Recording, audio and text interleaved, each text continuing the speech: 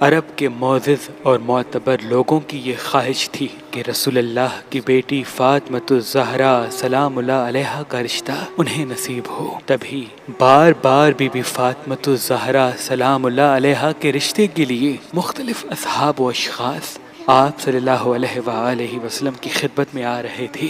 ایک دن اللہ کے رسول تشریف فرما تھے کہ اتنے میں امام علی علیہ السلام آپ کی خدمت میں حاضر ہوئے اور نظریں جھکا کر بیٹھے تھے۔ رسول اللہ صلی اللہ علیہ وآلہ وسلم نے جیسے ہی امام علی علیہ السلام کو دیکھا فرمانے لگے، اے علی، کیا آج تمہارا آنا فاطمہ کے رشتے کے لیے ہے؟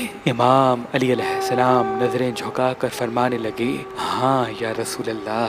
اللہ کے محبوب نے فرمایا، اے علی، اگر اللہ نے چاہا تو فاطمہ اور تمہاری شادی ضرور ہوگی۔ پھر آپ تمام اصحاب سے مخاطب ہو کے فرمانے لگے، اے لوگو، آج اللہ ظاہر کرے گا کہ فاطمہ کی شادی کس گھر ہونی ہے۔ تمام اصحاب مغرب کی نماز کے بعد آسمان کو دیکھ رہے تھے، دعا مانگ رہے تھے کہ کاش فاطمہ کا رشتہ ہمیں نصیب ہو۔ اور بی بی فاطمۃ الزہرا سلام اللہ علیہا گھر میں اللہ اکبر کی صدا بلند کر رہی تھی۔ جب اللہ اکبر کی تسبیح 34 مرتبہ تک پہنچی تو تمام اصحاب نے دیکھا آسمان میں ایک تارا نمودار ہوا۔ بی بی فاطمہ زہرا سلام اللہ علیہا نے جیسے ہی تارے کو دیکھا تو الحمدللہ کے ذکر کو پڑھنا شروع کر دیا، تو یوں وہ تارا امام علی علیہ السلام کے گھر پہ آ کے رک گیا۔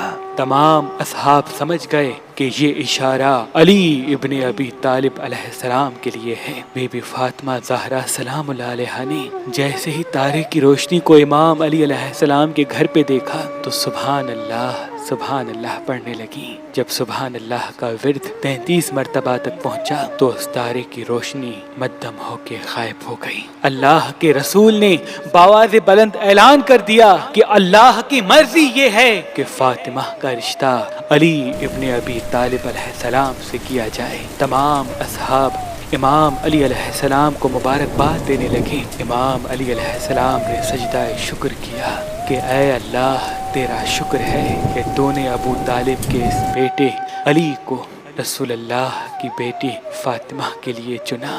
اور تب سے لے کے وہ تسبیح جو بی بی فاطمہ زہرا نے پڑھی تھی، 34 مرتبہ اللہ اکبر، 33 مرتبہ الحمدللہ اور 33 مرتبہ سبحان اللہ، وہ بی بی فاطمہ زہرا سے منسوب ہو گئی۔ امام جعفر صادق علیہ السلام نے فرمایا کہ جب بھی کوئی انسان کسی فرض نماز کے بعد اس تسبیح کو پڑھ کے محمد و آل محمد کا واسطہ دے کر اللہ سے جو بھی دعا مانگے گا، اللہ فوراً قبول کر دے گا۔